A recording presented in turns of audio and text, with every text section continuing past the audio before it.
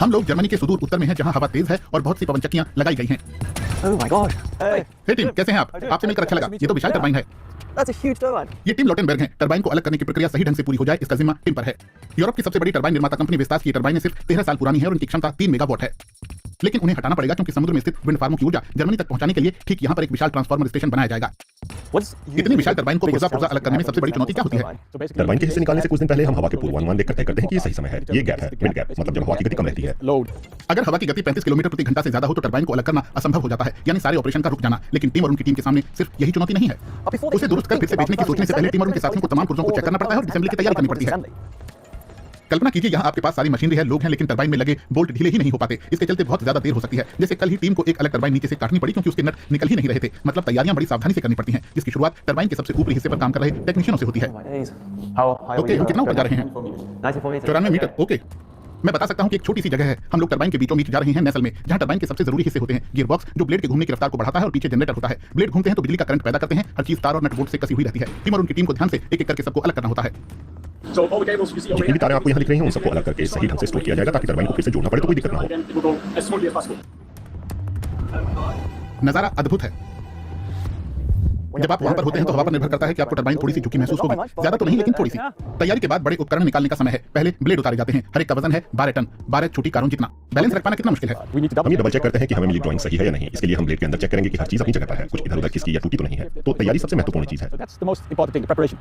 लेकिन फिलहाल हर चीज सही चल रही है। फुटबॉल के मैदान जितनी चौड़ी ब्लेड की 55 मीटर की विशाल लंबाई के बावजूद लिफ्ट सहजता से काम कर लेती है। दूसरे ब्लेड भी फिर आराम से उठाए जाते हैं। अब बारी है टरबाइन के हब की। इसमें ब्लेडें रहती हैं और एक मैकेनिज्म होता है जिसकी मदद से ब्लेड हवा में घूम पाते हैं। इसमें भी काफी टूट फूट होती रहती है। इसका वजन करीब 34 टन का है। लेकिन फिर सबसे विशाल हिस्से को डिसमेंटल करने में परेशानी आती है। टीम सबसे भारी लिफ्ट तैयार कर रही है। क्रेन की रस्सियां मुड़ रही हैं और ये अच्छी बात नहीं, वो भी जब आप पवनचक्की की 53 टन वाली ड्राइव ट्रेन को उठा रहे हो। ऐसी देरी प्रोजेक्ट को आर्थिक नुकसान पहुंचा सकती है। आमतौर पर पुरानी बेकार हो चुकी टरबाइनों से निपटने के अलग अलग तरीके होते हैं। सबसे आसान विकल्प है उनकी स्क्रैपिंग, जिसमें कुछ हिस्से रिसाइकिल किए जाते हैं। लेकिन पुरानी टरबाइनों को कबाड़ में फेंकने के बजाय विंड फार्म मालिक उन्हें बिजनेस इन विंड जैसी कंपनियों को बेच भी सकते हैं। ये कंपनियां सही खरीदार की तलाश करती हैं और टरबाइन को नए मालिक तक पहुंचा देती हैं। बिजनेस इन विंड के अलावा यूरोप और अमेरिका में मुट्ठी भर कंपनियां ही ऐसी सेवाएं देती हैं। ये एक बढ़ता हुआ नया बाजार है। पैसा कैसे कमाते हैं आप? हम लोग असल में ऐसी टरबाइन डिलीवर करते हैं जो अगले 10 या 15 साल काम करते रहे। इन टरबाइनों से आप काफी ऊर्जा पैदा कर सकते हैं। फिर से नई होकर तैयार ये टरबाइन आपको 10 से 15 लाख अमेरिकी डॉलर कमाकर दे सकती है। ये राशि काफी लगती है, लेकिन सिर्फ एक या दो टरबाइनें खरीदने की इच्छुक मझोली कंपनियों के लिए ये एक आकर्षक डील हो सकती है। हमारी ऊंचाई तो सीमित थी।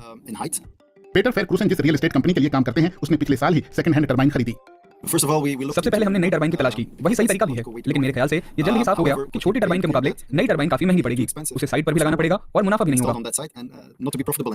उन्हें तो छोटी सी टरबाइन चाहिए थी, लेकिन उत्पादन लागत काफी ज्यादा आती, तो कंपनी ने सस्ती और इस्तेमाल की हुई मशीन चुनी। ये नई वाली से 40% सस्ती है, लेकिन आपको ये भी ध्यान रखना होगा कि टरबाइन भले ही फिर से तैयार की गई है, लेकिन खतरे ज्यादा हैं। उसमें खराबी आने या किसी पार्ट में गड़बड़ी आने का डर है। वेल्श सरकार की एक रिपोर्ट कहती है कि पुरानी मरम्मत की गई टरबाइन करीब 19% का रिटर्न देती है और उसकी तुलना में नई टरबाइन सिर्फ 8% का। इन टरबाइनों को बनाने वाली वेस्टास कंपनी कहती है कि रिफर्बिश्ड या सेकंड हैंड हिस्से नए के मुकाबले 60% तक उत्सर्जन बचा सकते हैं। ये बहुत ज्यादा है, लेकिन इसके लिए टरबाइनों को पहले 500 किलोमीटर से ज्यादा का सफर करना पड़ेगा। नीदरलैंड्स के हार्सेलार से बिजनेस इन विंड की एकदम नई वर्कशॉप तक। यहाँ हर हिस्से को पूरी तरह अलग कर उनकी बारीकी से जांच की जाती है। टरबाइन की हालत और स्पेयर पार्ट्स की उपलब्धता को देखते हुए टेक्नीशियन को उसकी ओवरहॉलिंग के लिए 1 से 2 महीने का समय चाहिए। ये टरबाइन न सिर्फ अच्छी तरह ओवरहॉल हुई है बल्कि अपग्रेड भी की जा रही है। इस टरबाइन को एक बड़ा रोटर मिलेगा। पावर आउटपुट बढ़ जाएगा क्योंकि रोटर का व्यास बढ़ गया है और उसमें एक नया कंट्रोल सिस्टम भी लगाया जाएगा जो ज्यादा कुशल तरीके से ग्रिड में बिजली भेजेगा। एक बड़े रोटर का मतलब ज्यादा ऊर्जा उत्पादन, क्योंकि आप ज्यादा हवा खींच सकते हैं और जो पुराने पार्ट्स टरबाइन से निकाले गए हैं वो भी भविष्य में काम आ सकते हैं। पुराने प्लेटफॉर्मों और उम्रदराज टरबाइनों की बढ़ती संख्या इस उद्योग को मुख्य रूप से तेजी प्रदान करेगी क्योंकि उन्हें चलाए रखने के लिए स्पेयर पार्ट्स की जरूरत होगी। चार्ल्स चॉपिंस वुड मैकेंजी में पुरानी पवनचक्कियों से जुड़े मामलों के एनालिस्ट हैं। मुझे लगता है कि 2030 के दशक के मध्य तक टरबाइन के तमाम हिस्सों की 10,000 बार रिफर्बिशिंग होगी और ये हिस्से यहाँ से आ सकते हैं। बिजनेस इन विंड के स्पेयर पार्ट्स स्टोरेज का एक ठिकाना। वुड मैकेंजी का अनुमान है कि 2034 तक 14,000 से ज्यादा गियरबॉक्स हर साल बदले जाएंगे। और सिर्फ वही नहीं, 2022 में यूरोप की 20% पवनचक्कियां काम करने की अपनी औसत मियाद को पार कर चुकी हैं। लेकिन हाल के वर्षों में नई पवन परियोजनाओं की कुल लागत 35% तक बढ़ गई है। ऐसे में लंबे समय तक टरबाइनों को चलाते रहना फायदे का सौदा है। हम लोग खास तौर से अमेरिका और कनाडा की बात कर रहे हैं, लेकिन हमारा ध्यान यूरोप और एशिया के दूसरे हिस्सों पर भी है। सभी जगह सेकंड हैंड टरबाइनों की मांग बढ़ रही है। लेकिन जाहिर है पुरानी टरबाइनों को मरम्मत कर नया करना आसान तो बिल्कुल नहीं है। जिस किसी ने सेकंड हैंड चीज खरीदी होगी उसे नुकसान का भी पता है। समय से पहले खराब हो सकती है, जैसे पुरानी कार की नई की तुलना में ज्यादा सर्विसिंग करानी पड़ती है। मरम्मत की लागत बढ़ जाती है, कितनी कहना मुश्किल है। हर टरबाइन के लिए ये लागत अलग है, जैसे उनकी टूट फूट और घिसाव की स्थिति कैसी है और वो नए ठिकाने पर कितनी हवा झेल पाएंगी। लेकिन इतना साफ है कि सेकंड हैंड टरबाइन से जुड़ी अनिश्चितताएं कंपनियों को कुछ न कुछ देकर ही जाती हैं।